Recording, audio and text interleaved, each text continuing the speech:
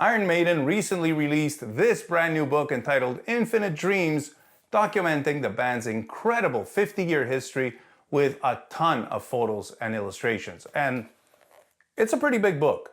There have been a lot of books like this over the years, and not all of them have lived up to the hype or the expectations. But this is Iron Maiden, and this band has always been really good at bringing their fans into their world in a way that gives enough of a behind-the-scenes look without taking away that mystique that made us all fall in love in the first place. This book, though, this one goes way beyond what I was expecting. In fact, I was originally planning on just recording a short about it, but the more I looked through it, the more I realized that this is something very, very special. And as you may have noticed, I think special things of this sort deserve to be appreciated and celebrated thoroughly. So for that reason, I decided to make the video a little bit longer, and without wanting to spoil this for those of you who haven't got it yet or haven't yet had a chance to really go through it, and believe me, there is a lot to go through. I want to talk about some of the things that, in my opinion, make this book an absolute must for all Iron Maiden fans of any and all eras of the band.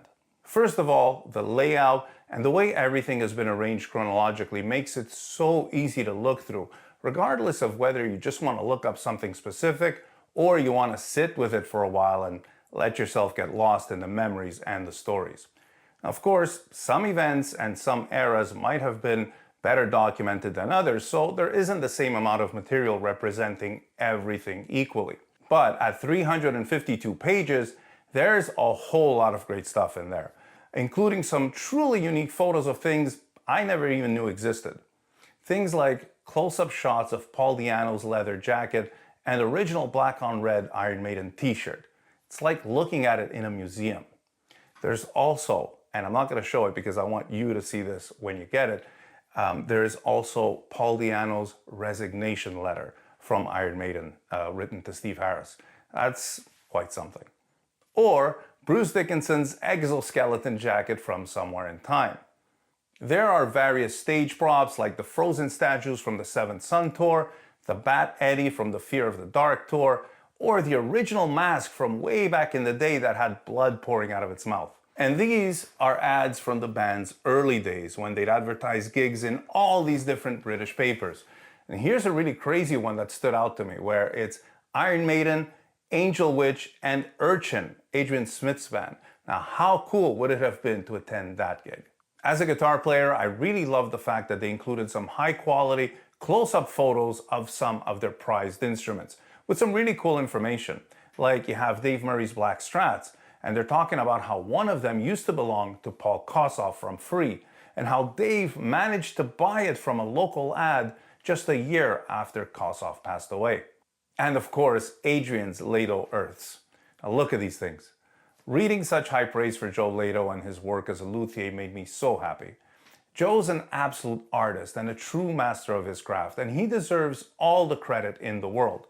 How many of us were inspired to play guitar from looking at Adrian holding that guitar on Live After Death?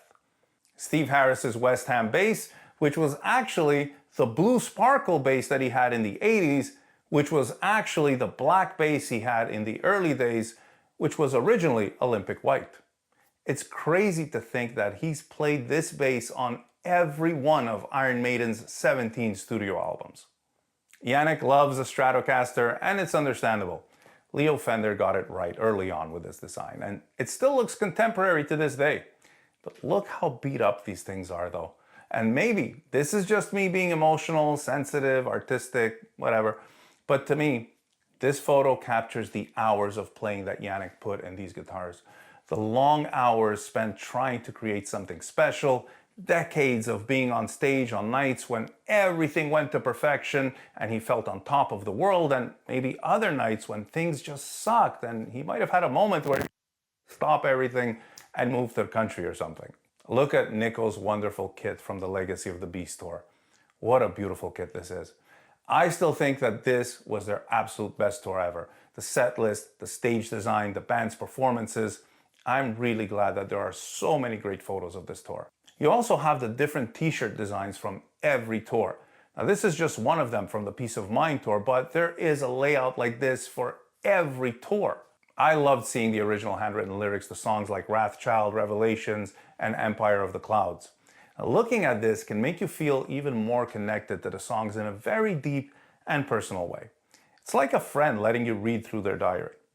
And speaking of diary, the thing that I found to be the most interesting, the thing that gave me the most insight into what made Iron Maiden rise to the top the way they did back in the early 1980s is this. These are photos of Steve Harris's diary entries from 1976. There's also some entries from 1979. This really gives you a glimpse into Steve's mindset, his determination, his attention to detail on the things that he intuitively felt were important. And it's not necessarily what you or I might think is important. And that's what makes the difference with some high achievers. And it's so cool that they thought to include this. When I was around 15, 16 years old, I used to go to this place in downtown Montreal that sold used books, records, and cassettes called Mars Comics. It was on the upstairs floor of a commercial building. And I mean, this place was an absolute mess, but it was a real treasure trove for someone like me. And in fact, I would find at least a few cool things every time I went in there. Like this Somewhere in Time tour book. This was really cool. Or the book Running Free by Gary Bushell and legendary rock and metal photographer Ross Halfin. Now this is a history of Iron Maiden from their beginnings up until the release of Power Slave. And also this beautiful photo book, also by Ross Halfin, entitled What Are We Doing This For? Now this is an illustrated history of the band from their pre-Maiden beginnings with Gypsy's Kiss and Smiler, all the way to the then latest tour in support of Somewhere in Time. It seemed like they had already been through so much back then, even though, looking back now, they were really only getting started. At the time, these books were everything to me.